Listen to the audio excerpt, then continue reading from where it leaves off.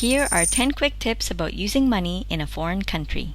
Never accept damaged money, even if it's just a dollar note. Always have lots of change, because sellers will sometimes say they don't have change in the hope that you will say, keep the change. Always write down the amount, 15, 50, no confusion. If you buy more than one, then write the whole equation so that the seller understands.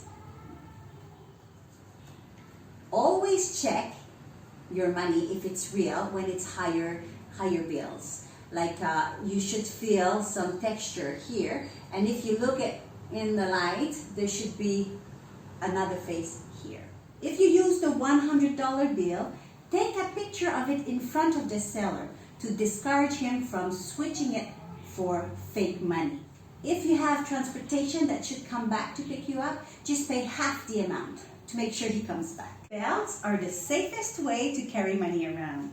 And of course, you should use plastic to put your money in to prevent the money to get damaged from the water.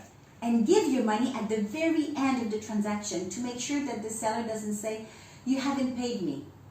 That's it, guys. Enjoy your trip.